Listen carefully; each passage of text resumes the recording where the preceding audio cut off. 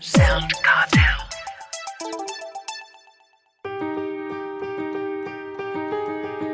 From SoundCartel, I'm Nicole Goodman, and this is Business Essentials Daily.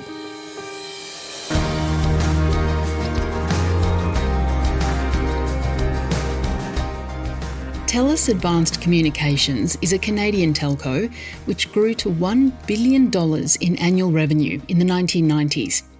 President at the time was Roy Osing, who, if you're a regular listener to Be Daily, will know has a no-nonsense, practical approach to business.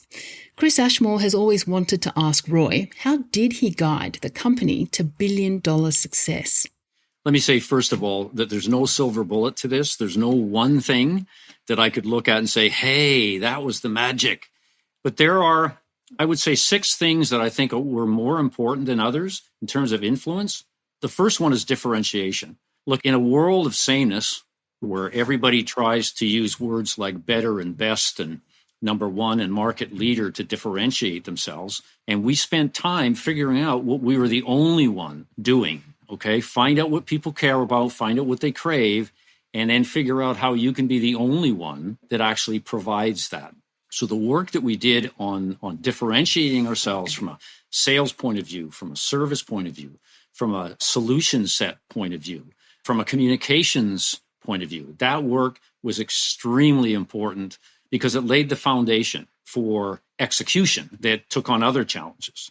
The second piece, I would say, is we had a plan that was just about right.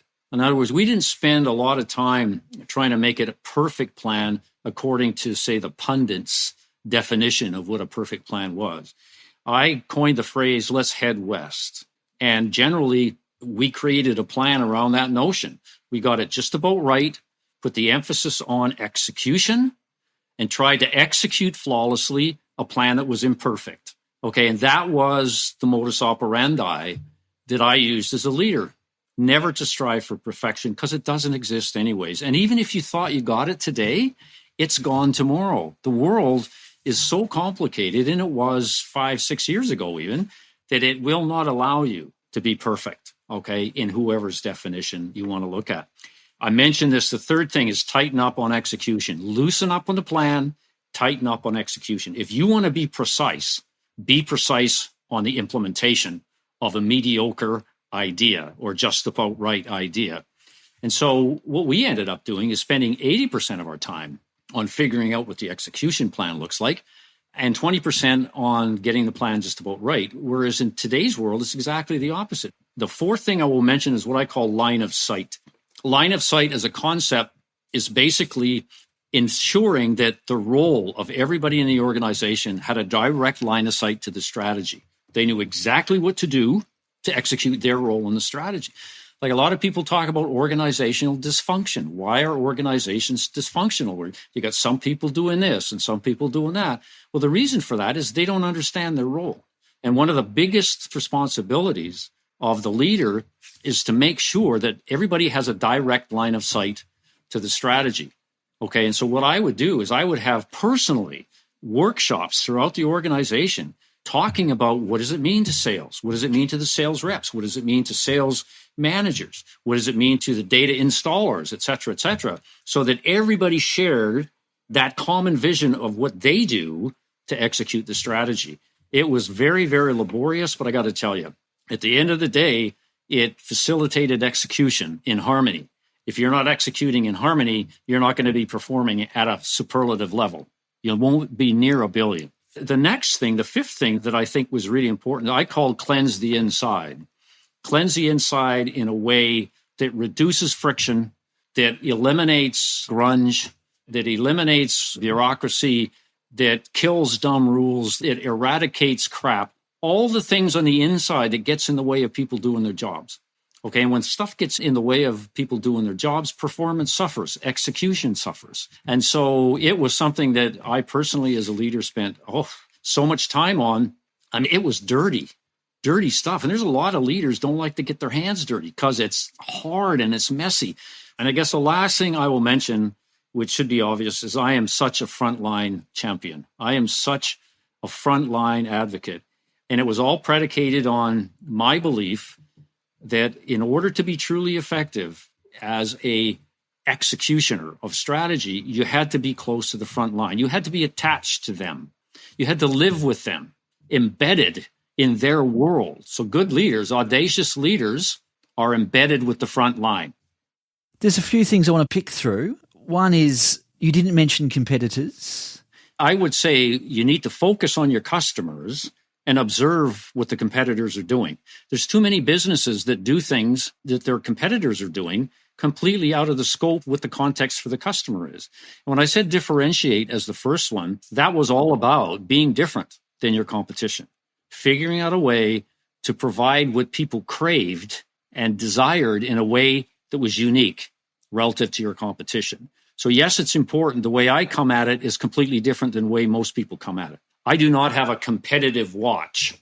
I have a customer watch, and we will drive deep to satisfy what people crave. And the result of that is I don't have to worry about the competition, Chris, because I built up such a barrier to customer exit that it serves as a barrier to competitive entry.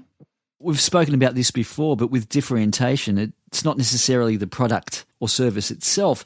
It's the perception that customers have of you, which can be different to your competitors, and how you deliver that customer service. That can be the differentiation. It's all of that. Okay. In fact, I've argued and written about the fact that in many cases, the product doesn't matter. And I'll tell you why. Most organizations in the same sector provide the same products at probably the same prices with the same benefits. And therefore, the question becomes, what makes any one of them different? What makes them different is the other stuff, the level of the customer experience. Do they have a say yes culture? Okay. Do they have long-term relationship building in mind, or do they flog products to fill annual quotas, right? Do they have a service strategy? Do they get it right the first time relative to their core service? What kind of a brand do they have? They try and make it easy for people. It's emotionally driven values that really distinguish an organization. It's not the products and services. It just isn't. Now, you need the products and services, but I'll tell you what, Chris, they just have to work right every time. If they don't work right every time, it's a dissatisfier and people go away. But if they work every time, they may still go away because of the level of customer service that you provide, because of the level of dumb rules that you have in your organization. And so, one of the ahas for me very early on was get your core service right, i.e. your products and services need to work 24/7, 365. And then over top of that, you have this emotional level of capabilities, if you will, that's intended to dazzle customers with how they feel when they receive your core service. You mentioned progress in inches.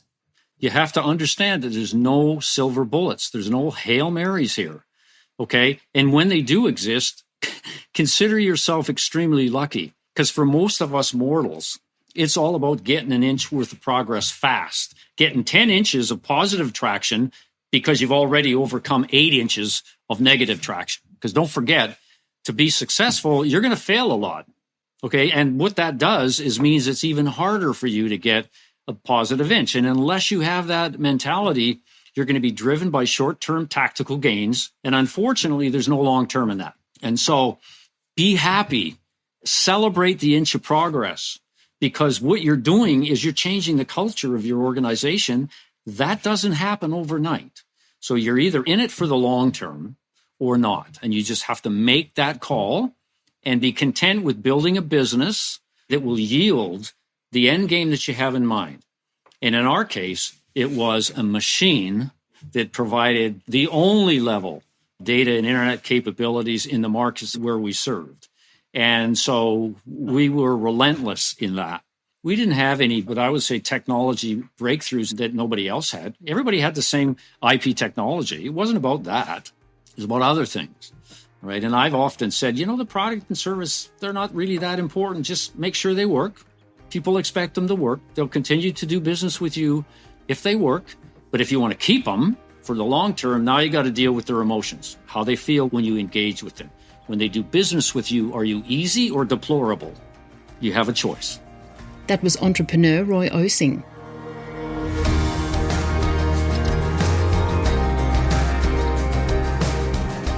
This episode of Business Essentials Daily is produced by the team at SoundCartel.